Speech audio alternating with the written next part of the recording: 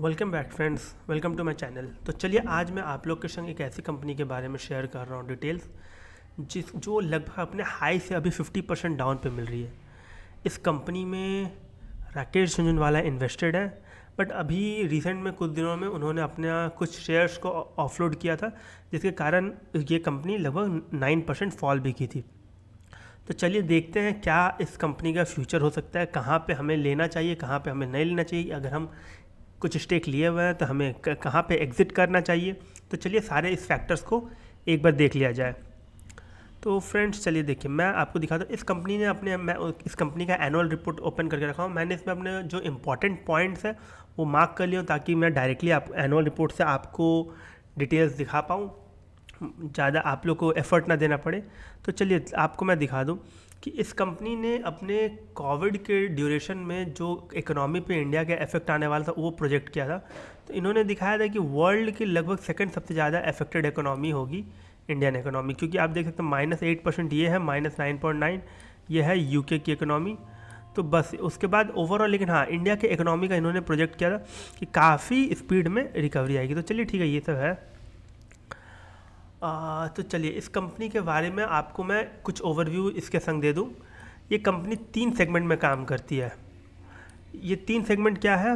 एक है casinos offline, एक है ऑनलाइन गेमिंग इंडस्ट्रीज़, और एक है हॉस्पिटलिटी सर्विसेज। ये 3 सेगमेंट में ये कंपनी काम करती है। आप देख सकते हैं इसके जो एक सेगमेंट है ये कोविड के ड्यूरेशन का बता रही थी अपनी, कि ऑफलाइन कसिनोज जो है वो टूरिज्म से काफ़ी ज़्यादा अफेक्टेड हुई है।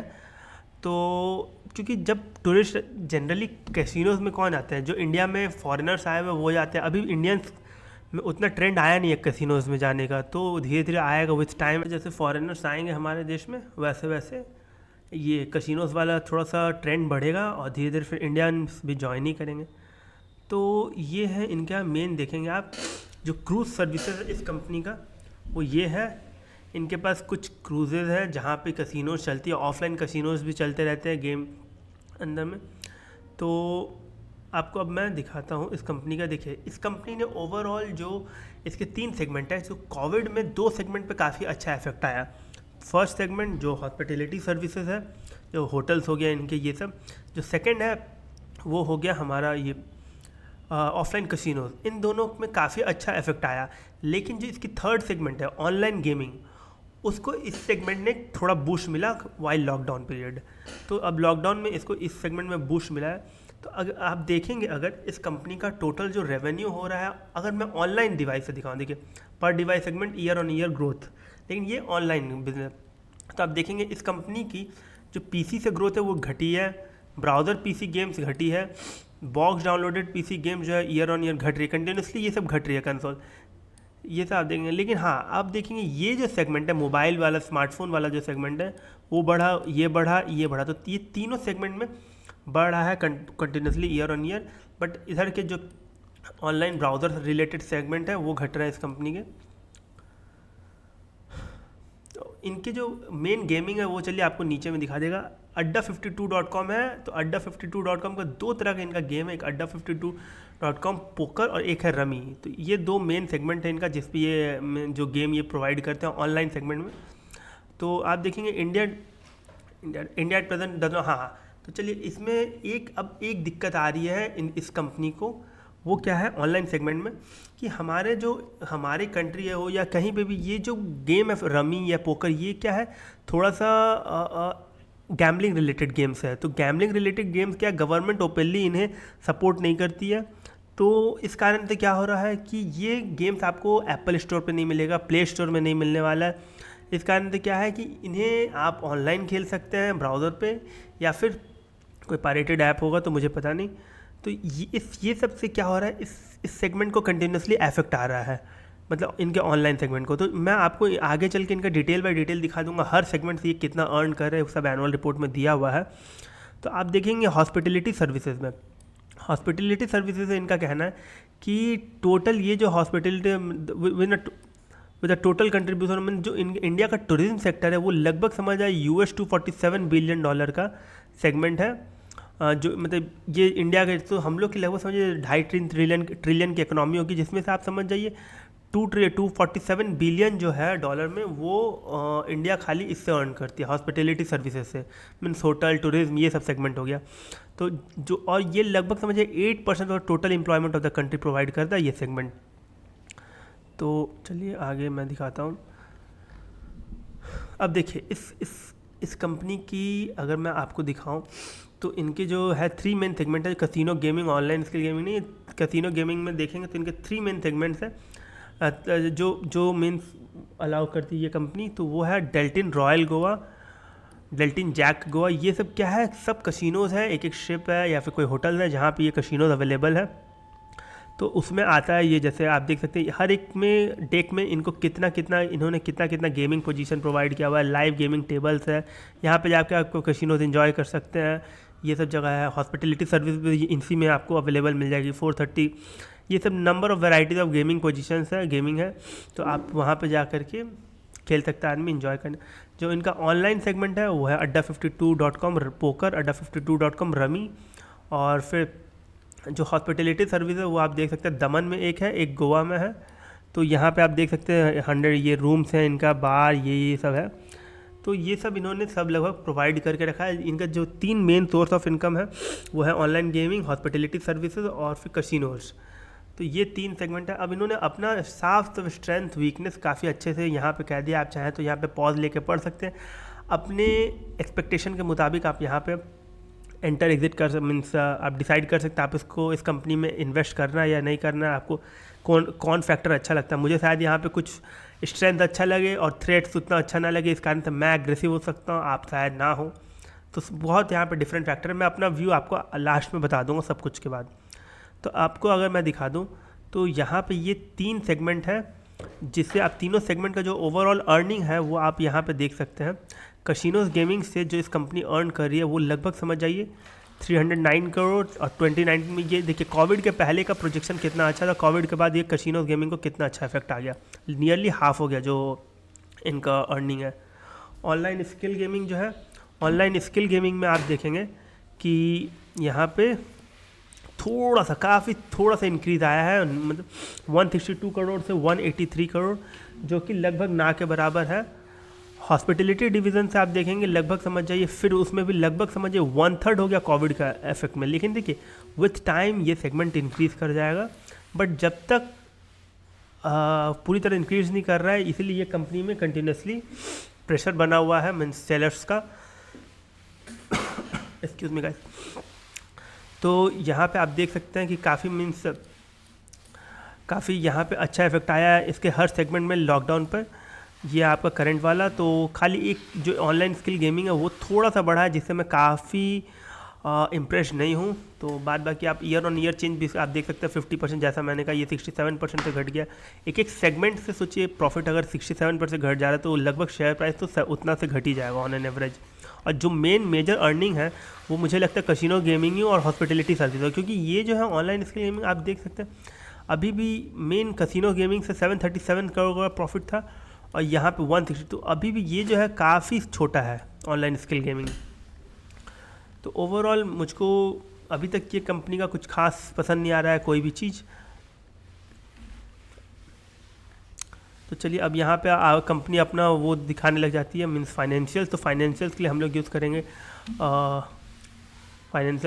करेंगे स्क्रीनर और टिकट टिप। तो चलिए आपको मैं दिखा देता हूँ अब मेरा एनालिसिस टिकट स्क्रीन।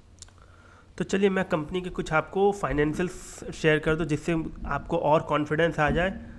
तो देखिए ये कंपनी 4,600 करोड़ की कंपनी है। तो अभी भी आप देखेंगे इसकी जो मार्केट कैपिटलाइजेशन है ये स्मॉल कैप में आती है। इसके जो स्टॉक पी 64 का है। स्टॉक पी 64 मतलब हुआ कि लगभग समझिए देखिए अर्निंग कंपनी की कॉन्स्टेंटली बढ़ नहीं पा रही है, प्राइस भी उतना बढ़ नहीं रहा है। तो इस कारण से जब अर्निंग अगर घट जा रहा है, तो आप देखें लास्ट कुछ समय में अर्निंग घट जा रहा है और प्राइस अगर बहुत ज़्यादा नहीं बढ़ा है वहीं का वहाँ पे भी रह जाए तो पी अपने आप शूट करता चला जाएगा। तो ये कंपनी का जो पी है वो आपको एवरेज मुझे बहुत अच्छा नहीं लग रहा, 64 बहुत हाई एंड में हो गया। रिटर्न ऑन कैपिटल एम्प्लॉयड काफ़ी ख़राब है, रिटर्न ऑन इक्विटी भी काफ़ी ख़राब है। आप कंपनी का देखेंगे बुक वैल्यू अभी चल रहा है 75 रुपीज़, करेंट प्राइस है 172 रुपीज़। तो ये कंपनी जिसका मेन जो एसेट्स अगर वो हम देखें हार्ड एसेट्स से, तब भी अगर बुक वैल्यू से करंट प्राइस कम है तो काफ़ी ख़राबी चल रहा है इस कंपनी का बोलेंगे। तो अगर मैं आपको और कुछ दिखाऊं इस कंपनी के बैलेंस शीट पे, तो आप बैलेंस शीट में एक चीज़ फोकस कर पाएंगे, देखेंगे कि ये लास्ट यहाँ पे इनके शेयर कैपिटल ये ज़्यादा कर रहे थे, लेकिन फिर यहाँ पे शेयर कैपिटल इनके और फिर अब कांस्टेंट रखे लास्ट 4 ईयर से। बट हाँ, ये 23 से 27 हो गया था 2018 में, और जिसके बाद इन्होंने अपना प्रॉफिट शूट करना स्टार्ट किया, काफ़ी स्पीड में प्रॉफिट उनको किया। इन्होंने अपना डेप्थ एम 0 करके रखा है लगभग, समझ जाइए। और फिर इनके जो प्रॉफिट एंड लॉस है, जो मुझे मज़ा नहीं आ रहा है इनके प्रॉफिट एंड लॉस को देख के। देखिए पहला चीज़, इनका सेल्स ही काफ़ी अप डाउन करके चल रहा है। तो ये जो सेल्स है, कोई कंसिस्टेंसी नहीं है सेल्स में। जब सेल्स में कंसिस्टेंसी नहीं है, मानते ये थोड़ा सिक्लिकल सेगमेंट हो सकता है, बट इतना सिक्लिकल नहीं होना चाहिए था, मतलब इस कारण से तो शेयर प्राइस भी अप डाउन हो रहा है। तो अगर आप देखेंगे इनकी सेल्स जो है, इसका मतलब एवरेज है अप। सिमिलरली अगर सेल्स है तो इनका ऑपरेटिंग प्रॉफिट मार्जिन जो है काफ़ी सिंपल है, और आप देख सकते हैं कोविड में काफ़ी अच्छा इफेक्ट हुआ था इनको, लेकिन ये रिकवरी अच्छा कर रहे हैं, रिकवरी कॉन्स्टेंटली ये कर रहे हैं। तो ऑपरेटिंग प्रॉफिट मार्जिन जो है वो आप देखिए लगभग 40% पहुंच गए थे, वो अभी 5% हो गया था कोविड में 21। तो मुझको लगता है अगले साल तक अगर कोई फिर से इफेक्ट नहीं आता है तो बैक टू सेम पोजीशन हो जाएंगे हम लोग। तो प्रॉफिट बिफोर टैक्स जो है ओवरऑल अच्छा है, प्रॉफिट बिफोर टैक्स मतलब ठीक ही है इनका, नेट प्रॉफिट भी ठीक है। तो आपको मैंने ये सब दिखा दिया, कुछ रेशियोज है। तो रेशियोज मैं रिटर्न ऑन कैपिटल एम्प्लॉयड को इंपॉर्टेंस देता हूँ, वो इनका बिलो एवरेज है। रिटर्न ऑन इक्विटी मैंने दिखाई दिया। अगर इन्वेस्टर्स में हम चलें तो आप देख सकते हैं प्रमोटर्स अपने होल्डिंग्स ना बढ़ा रहे ना घटा रहे, उन्होंने कॉन्स्टेंटली मेंटेन करके रखा है।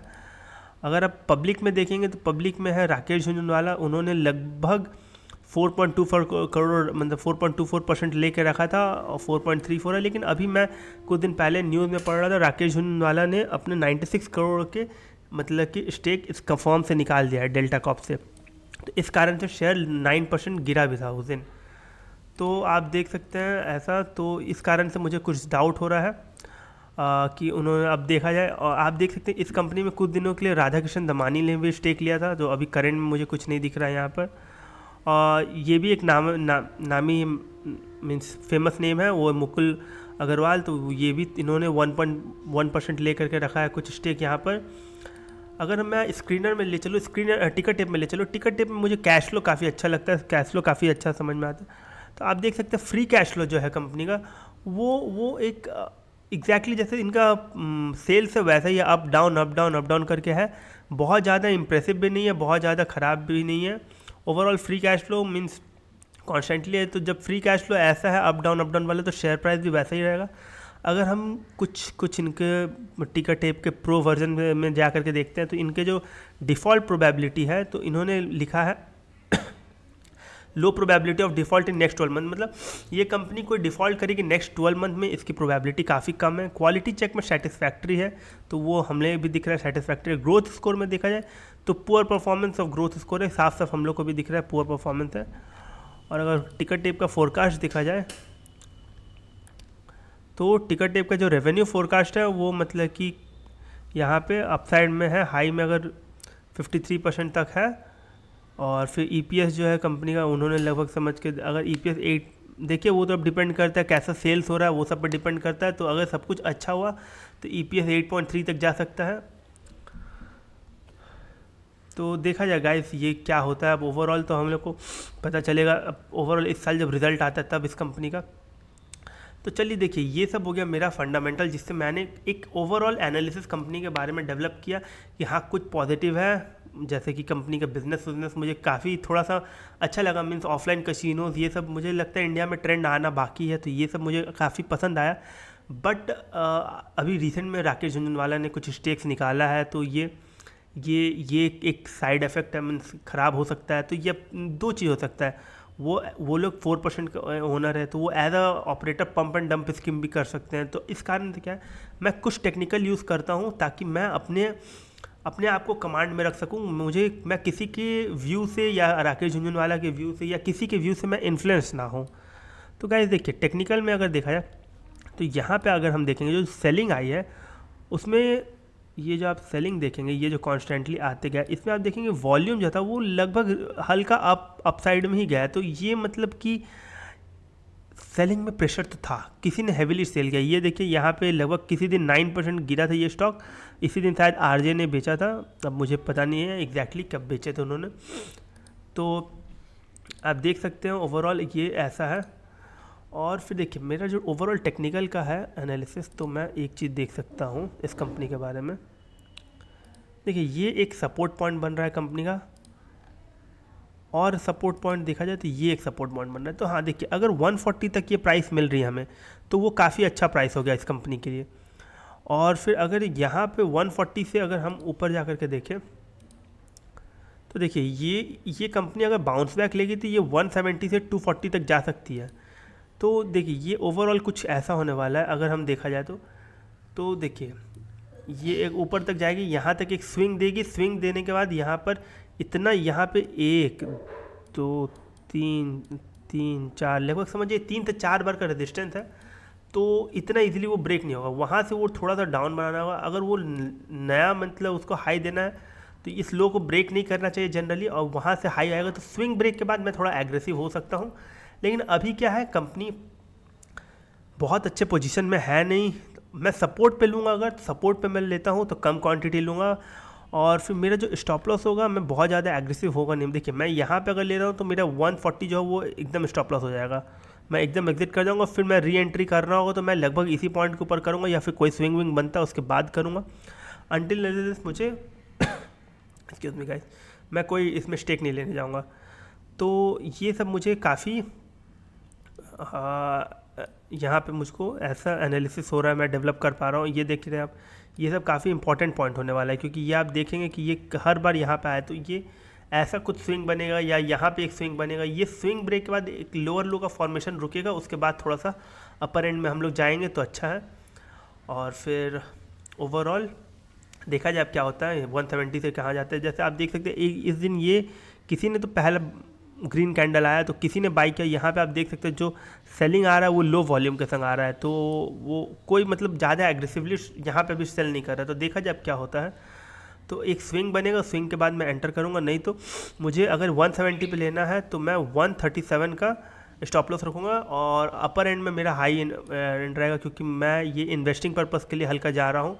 तो लगभग समझिए 100% तक रिटर्न रहेगा, 10-20% का मेरा स्टॉप लॉस रहेगा ओवरऑल। तो फाइन गाइस, देखा जाए क्या होता है, लेट्स सी।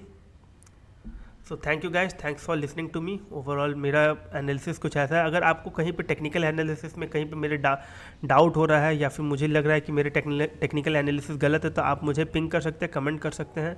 फंडामेंटल्स में अगर मुझसे कुछ छूटा है तो गाइस आप लोग वो भी मुझे पिंग कर सकते हैं। आपको अपना कोई व्यू है तो वो भी हमारे संग शेयर कर सकते हैं, हम उसके अकॉर्डिंगली आपको रिस्पॉन्ड कर दिया करेंगे। तो thanks guys, thanks for listening to me.